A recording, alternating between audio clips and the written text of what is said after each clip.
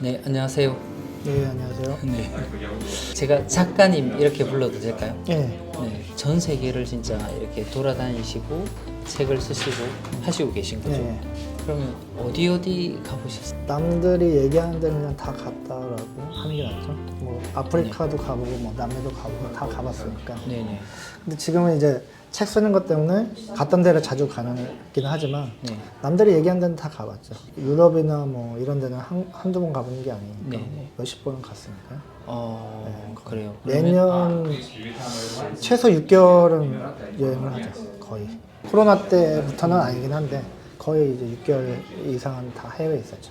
사실은 느낌을 쓰기도 하지만 정보를 전달해 주는 게 책이잖아요. 그러면 이제 사실은 짧게 딱 읽고 거기에 대한 책을 쓰기란 쉽지가 않잖아요. 그죠?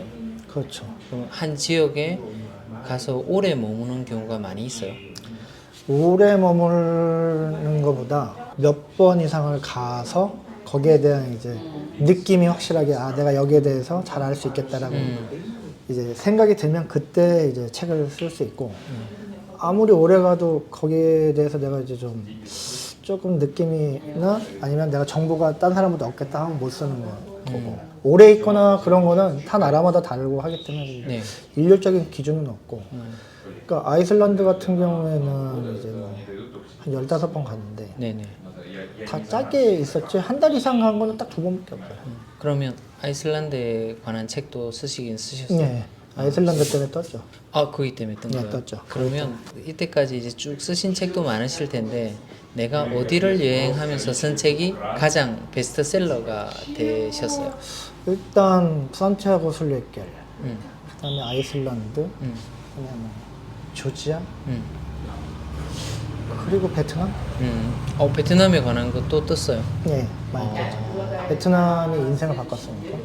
베트남이 인생을 바꿔준 거예요? 네, 그렇죠. 그러면 좀 다른 나라하고 좀 다르게 느끼시겠다, 그죠? 그렇죠. 그리고 그때 우리 얘기할 때 베트남에도 제법 오래 계셨잖아요. 네, 그죠? 2년 이상 있었죠. 2년 정도. 아니요, 지금 이제 3년 차. 3년 차에 있어요. 그러면 주로 어떤 지역에 어느 정도 다 있으셨어요? 가봤고요. 네. 그냥 남들 가봤던 데는 다 가봤고 여행도 다 해봤고 제가 오래 있었던 데는 호이안. 거기가 제일 마음에 들었고 호이안은 한 얼마나 계셨어요? 계속 중간중간 여행을 하긴 했는데 호이안에서 이제 한 2년 반 정도. 네, 1년 반이 아니라 2년 반. 2018년부터 있었으니까. 코로나 거기- 기간 때. 코로나 2020년 6월에 음. 한국을 갔죠.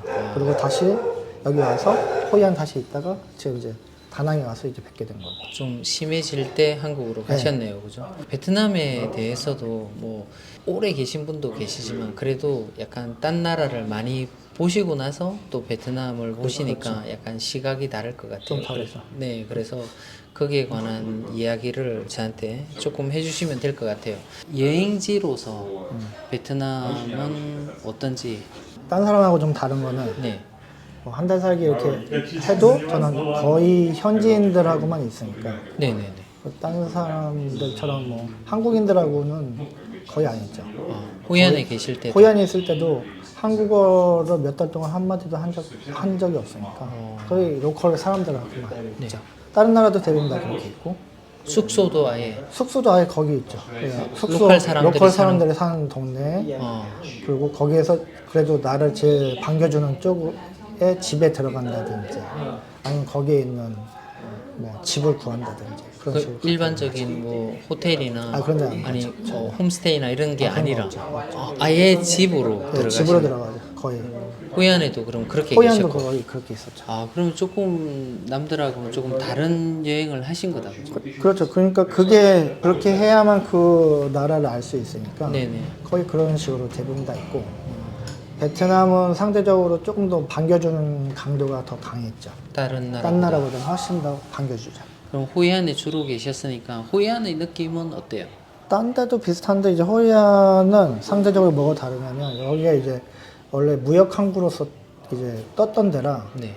딴 데보다는 개방적이에요. 개방적이고 영어를 하는 사람들의 숫자가 조금 더 많고 그래서 내가 베트남어를 몰라도 거기서 있기가 편하고 그리고 무역 항구가 있는 지역들의 전체적인 특징이 이 개방적이기 때문에 외국인에 대해서 거부감이 좀 상당히 덜하거든요. 네네. 그러니까 그 사람들하고 어울리기가 좀 더 쉽잖아요. 네네. 그러니까 쉬우니까 거기에 머무르기가 편하고 내가 친구를 만들 가능성이 높죠. 그러니까 네네. 이제 당연히 다른 데를 다 봤는데 여기가 좋았죠. 그래서 거기에 계속 있게 된 거죠. 거기에서 그 사람이 좋아하면 거기에 있기 때문에 내가 거기에 있고 싶어서 있었던 게 아니고 그 사람들이 날 좋아해줘서 거기에 있었던 거예요.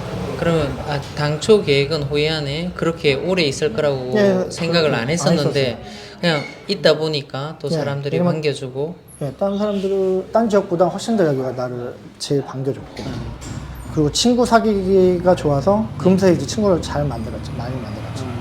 사람들이 아무리 반겨준다고 하더라도 그래도 또 본인하고도 맞으셔야 되잖아요. 작가님하고도 이런 생활이나 이런 게 좀 맞아야 되잖아요. 생활에 불편한 점 이런 게 없어요. 생활은 불편하죠. 로컬에 있으니까 생활은 불편한데 이제 우리나라 사람들이 나이가 많으신 분들은 40대 이상은 대부분 다 우리나라가 이제 고도 성장기 때 이제 살았으니까 네네. 그런 옛날 풍경들을 다 보고 싶어 하는데 네네. 베트남을 좋아하는 대부분들의 사람들의 이유가 그런 옛날 풍경들을 많이 보고 싶고 그런 게 이제 느낀다라고 생각하시는 분이 많으니까 네네네. 그거를 쉽게 느낄 수 있게 나를 반겨주는 지역 마치 이제 약간 고향 같은 느낌도 있죠. 그거를 제 잘해주는 지역으로 찾았었고 거기 우연찮게 이제 친구들을 잘 사귄 거죠. 그리고 이제 그 친구도 뭐 지금도 잘 만나니까. 네네. 그래서 이제 거기가 주로 있었던 거지. 내가 선택했다고 하기보다는 그쪽에서 선택을 해줘서 내가 이제 거기에 있기 시작한 거죠. 그리고 이제 작가님한테도 맞고 네. 좀 약간 편안함을 주기 때문에 오래 있을 수 있는 거잖아요. 그렇죠, 맞죠? 지금 현재는 다낭에 네, 다낭. 좀 오래 사시고 왔다 갔다 하시잖아요. 네. 그러면 다낭은 느낌이 어때요? 그러니까 이제 다낭에 오게 된 거는 이제 로컬 사람들하고만 있었는데 네. 뭐 책을 한 달 살기 책도 쓰고 하니까 네. 자꾸 한국 사람들이 이제 한국 사람들끼리 모이려고 하니까 네. 나는 이제 한 달 살기라는 개념이 그런 개념이 아니었는데 도대체 한국 사람들이 이 한국 사람들하고만 모였을 때 어떤 느낌으로 이제 한 달 살기를 하는지를 솔직히 알고 싶어서 이제 여기 온 거죠 처음에. 그래서 한국 사람들이 하는 거를 이제 따라 하려고 많이 이제 노력을 한 거죠. 그 와중에 이제 제가 배드민턴을 가게 된 거니까. 네네. 옛날에 배드민턴을 치신 건 없죠, 아니고 전혀 없죠, 전혀 이제 없죠. 여기 와서 그죠 치기 치기 시작한 시작한 거죠. 그래도 나이나 이런 걸 생각해 보면 엄청 빨리 넣으시고 빨리 배우시는 거예요. 옛날에 비슷한 운동을 하셨나요? 그런 건 없죠. 테니스 좀 치고 그런 말고는 없죠. 그러면 다낭 생활은 거기 호이안에서 생활한 것보다 조금 더 편안함을 주기는 해요? 물질적으로는 여기가 훨씬 더 편안하고 네네. 정신적으로는 거기가 훨씬 더 편안하죠. 거기서는 외국인이 저밖에 없으니까 네네. 길거리 돌아다니면 다 저한테 인사를 해주거든요. 그리고 저 외국인도 도대체 저를 모르는 사람이면 도대체 쟤는 뭐지? 하면서 다른 사람을 통해서 물어봐 주니까 네네. 저의 존재를 길 가는 족족 계속 알 수가 있죠. 다 아는. 다 아는,고 인사를 해주고. 네네.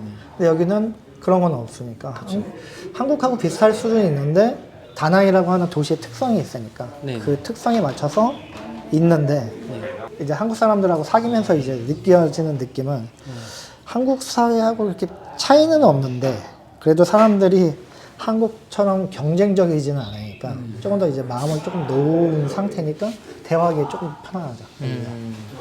근데 이제 베트남 로컬에 있을 때보다는 편안하진 않아요. 아, 심리적으로는 약간 좀 편안하지 신경을 쓰게 돼요. 않아요. 많은 사람들이 평가를 하니까 네. 내가 이제 그 평가를 부정적으로 받는 거에 대해서 이제 신경을 쓰죠. 남 눈치를 좀 보죠. 한국 사람들끼리. 그렇죠. 네, 어쩔 수 없이 그런 눈치를 주면 이제 그런 거에 대해서 신경을 쓰죠. 어쩔 수 없이. 내 생각에는 베트남 사회도 남 눈치나 남 신경을 많이 쓰는 사회인데 근데 거기 있으면 안 들리잖아요. 베트남 말이. 안 들리기도 하는데 네. 그렇게까지 이 우리나라처럼 그렇게 신경을 쓰지는 않아요. 않는 이게 것 같아요. 강도가 달라요. 다르기 때문에 로컬에서는 편안할 수밖에 없는 거예요. 저는 이때까지 쭉 살면서 안 들리기 때문에 편하다고 생각하고 있거든요. 그러진 않아요. 그러니까 그래서, 다 얘기를 해주거든요. 네. 제가 너를 어떻게 생각해야 된다 이런 얘기를 다 해주는데 네.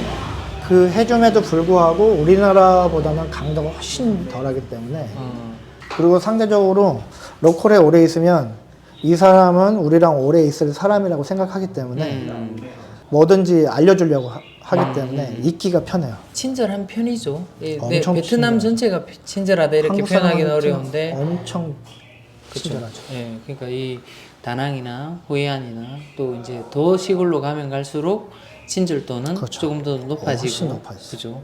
도와주려고 하고, 도와주시려고 예. 대도시에 가면 좀 그런 게 덜해지고, 없죠. 여기도 비슷하죠, 그죠? 네, 우리나라하고 그런 부분들은 좀 비슷한 것 같아요. 비슷하죠. 예, 외국 사람이라고 해서 이렇게 막 어려워하고 이러지는 않죠. 그렇지는 않고 딴 나라에 비해서는 베트남이 한국 사람한테 정착하기는 쉽다고 생각하고 네. 그리고 있기에도 뭐 짧게 있든 오래 있든 있기는 편안하다고 생각을 해요. 그럼 사는 동안에 진짜 문화가 베트남 문화가 우리나라 문화하고 진짜 비슷한 점이 많다라고 느끼세요? 네, 비슷한 게 엄청 많죠. 어떤 부분들이 그렇게 장례 문화도 네. 어느 나라랑 비슷해요. 옛날에 우리 등을 달고 네. 그리고 또 거기서 이제 서로 술을 마시면서 얘기하고 네. 네. 근데 그 사람에 대해서 얘기하고 근데 이제 일정 시간이 지나면 각자 생활을 얘기를 하잖아요. 네. 우리도 그런 것도 거의 비슷하고 결혼식은 이제 가정에서 하는 경우 이제 돈이 없어서 가정에서 하는 거라 이제 많이 봤는데 그때 이제 양가 친척들이나 그쪽 사람들을 불러서 얘기하고 거기서 식을 하고 또 서로한테 덕담을 나누고 이렇게 하는 거는 약간 저는 뭐 그런 것까지는 안 겪었지만 우리 옛날에 그 돈이 없어서 서로 간에 그 진짜 그 가족들이 진짜 이 사람을 축하해주기 위해서 모인 그런 느낌 같은 것도 비슷하고 네. 베트남 하면 무조건 국수만 생각을 하는데 의외로 일반 가정집에서는 밥을 많이 먹거든요. 네. 맞아요. 그 밥을 먹었을 때 이제 좀 다르긴 하겠지만 이제 이 반찬으로 먹는 것도 약간 비슷해요. 네. 반찬이 있긴 한데 이제 좀 뭐가 차이가 있냐면 얘네들은 반찬의 개수가 작아요. 맞죠. 근데 또 다르게 생각해보면 얘네들이 못 살기 때문에 반찬을 많이 할 수 없지 않을까 이런 생각을 좀 하긴 하죠. 네. 그리고 이제 뭐 교육적으로 아이들한테 신경 많이 쓰는 거 네. 그런 것도 좀 비슷하고 그리고 아이들이 왔다 갔다 할 때 꼭 부모가 데려다 주는 것도 네네. 거의 비슷하죠. 좀 케어도 열심히 하고 네. 교육열도 높고 그죠? 네. 시골이라도 교육열이 엄청 높던가요? 네. 다낭을 보게 되면 교육열이 엄청 높은 걸 진짜 눈으로 맨날 보고 있어요. 전 세계도 돌아다니시고 하시면서 아직까지 미혼이시잖아요. 네. 네. 미혼이신데 미혼의 시선으로 봤을 때 다른 나라도 많이 봤으니까 이 베트남의 여성이나 아니면 베트남에 와서 내가 내 배우자를 찾아도 될까? 이런 생각을 해보신 적이 있는지 아니면 딴 나라에서 비교해서 좀 다른 감정을 느끼신 적이 있는지. 일단 뭐 유럽이나 이쪽에서는 여자 사귀는 거는 그렇게 쉽지가 않아요. 그러니까 마인드도 좀 많이 다르기도 한데 네. 제가 봤을 때는 이 서양 여자들한테 동양 남자는 그렇게 매력적이지 메리트가 없죠. 겪어봐서 알아요. 네. 매력적이지 않고 동남아 중에서도 뭐 태국, 캄보디아 뭐 이런 데 다 가봤는데 그래도 우리가 봤을 때 뭐 동질감을 약간 더 많이 느낄 수 있는 데는 있어 보니까 베트남이 좀 많은 것 같아요. 상대적으로. 그러면 작가님 눈에도 약간 매력적인 여성들이 베트남에 있을 때 좀 더 많이 보여요. 네, 뭐 많이 보이고 네. 그리고 그 여성분들도 확실히 우리나라 남자들을 더 좋아하고 딴 나라보다 더 좋아하는 호감도도 더 높아요. 더 높죠. 아 그래요. 나의 착각이라 생각했는데 아닌가? 그러면 예, 남들하고 조금 다른 삶을 살잖아요. 네. 많이 돌아다니고 한국에 있는 시간보다 해외에 있는 시간이 더 많아요. 많죠. 훨씬 더 많아요. 그럼 혼자 있거나 아니면 현지인들하고 살고 하게 되면 생각할 시간들도 많아지고 하는데 뭐가 중요한 것 같아요. 살면서 반백년은 살았잖아요. 그죠? 나이를 공개하면 안 되나? 반백년을 살았는데 내가 이렇게 살아보니까 나의 기준에는 작가님 기준에는 이게 인생에서 좀 중요한 것 같다. 제가 봤을 때는 일단 마음 편하게 사는 게 중요한데 그러니까 뭐든지 편하게 좀 살 필요가 있는데 그게 이제 편하게 사는 걸 너무 이제 물질적으로만 추구를 하다 보니까 네. 문제가 좀 많이 생기죠. 잘 나가는 사람도 언젠가는 거꾸러지니까 그러면 그때 이제 고통이 다가오잖아요. 네. 그러니까 그런 거를 없이 좀 편안하게 살아야 되는데 우리나라 사람들은 그거를 쉽게 못 놓죠.